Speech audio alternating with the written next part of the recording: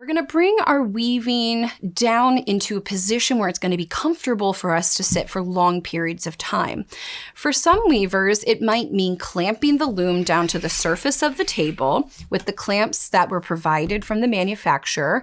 In that case, you'll want to provide yourself a higher seating position so that you're not weaving with your arms elevated too high up. After a very short period of time, you're going to notice some uncomfortable muscle tension also through your shoulder blades. The proper position so that you feel like you have good control of your weaving and a good vantage point to read the weaving is to get it more down towards your navel level. So I'm going to utilize these feet that are integrated into my loom, bring them off the edge of the table. You might have to give yourself a little bit of distance and use your body to physically hold it against the table. Now I'm in a position where I can test the warp to see if I've established enough tension. Although we worked really hard to get it even, as you advance your warp, you're going to notice that each time you want to bring it up to the same consistent tension so that your fabric looks like it has a consistency and cohesion. I'm actually going to bring my tension up a little bit, and I often describe it as a firm mattress. Sometimes you need to weave a few picks to find out how the threads are behaving. A very spongy warp, meaning that it doesn't have enough tension on it, as you move the heddle from one position to the other, should snap apart those threads very readily, producing a nice clean shed for you. If it's too loose, you may find that threads are staying down or lifting that you didn't intend to be in those positions. If it's too tight and you're finding that you're struggling to get it into the heddle block, back off your tension slightly and try once again. You'll find a nice middle zone that will work for the fiber that you're using and its unique elasticity.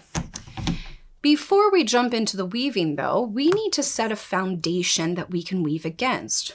And before we start the weaving process, we want to reflect back to the project that we're planning for. In an instance where you're weaving something like a dish towel where there's going to be a rolled hem integrated, you won't necessarily have to leave any extra warp for your fringe length, so you can begin weaving fairly close to those knots. But in this example, I have calculated for at least 6 inches worth of fringe. So I'm going to use not only the tails that I've used in my square knots, but a few extra inches to mark where my actual start point should be on my loom. So if we're dealing with about 4 inches, measure up 2 more inches from my knot, and right here is about where I'm aiming to start my piece.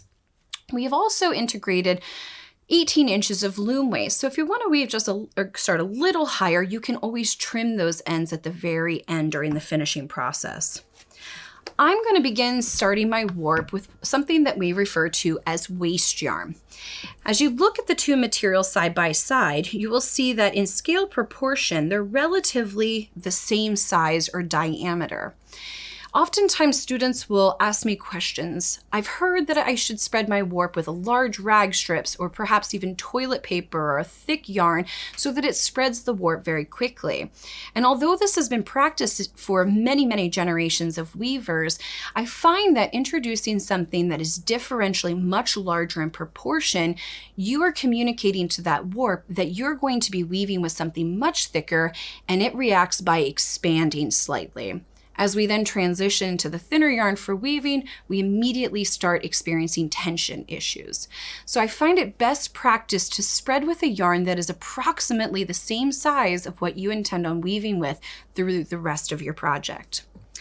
I'm going to begin with this screaming yellow because it really says I don't belong, and I can quickly identify what is waste versus what is part of my real piece. I'm going to begin by moving my heddle using the heddle block to the upper position. So the lower part of my heddle is going to be nestled right into that upper notch, rock it up into place, and now I've created my first shed. Beginning by passing the shuttle from right to left, I'm gently going to place it approximately where I want that waste yarn to begin, but no beading is required at this point because it will meet no resistance on the other side. I'm now going to move the heddle to what we call the lower position.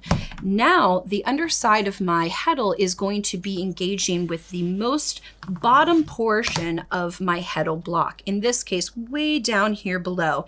And because I've got the right amount of tension on my threads, my reed is not sloppy, it's not coming forward at me, and you can actually hear it bounce up into place as those threads are being drawn up. I'm going to pass my shuttle now from left to right and sort of seat that selvage edge. Now this is the first 2 rows of weaving, so we have several rows to really establish those selvage edges to create a nice even foundation for us.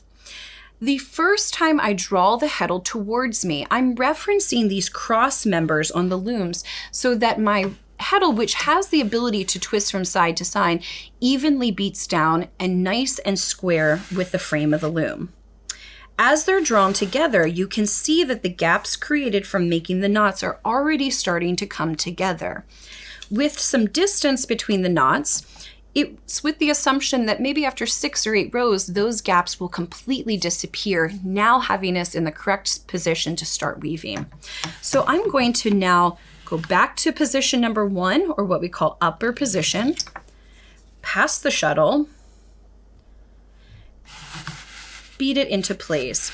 Now, at the very beginning, we're already going to start practicing some skills like controlling our selvage edge, introducing our weft with slightly more than the width of the piece at a 30 to 45 degree angle, and squeeze that yarn into place.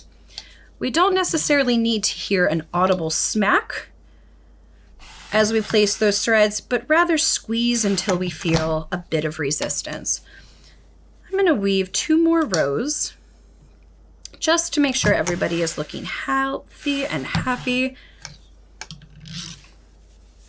And then we will begin weaving. Last row.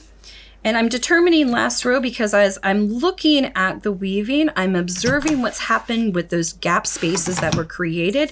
And finally, I can see that they've been reduced and no longer do we have the spread effect of the warp threads, letting me know it's time to pull in our real shuttle and start our piece.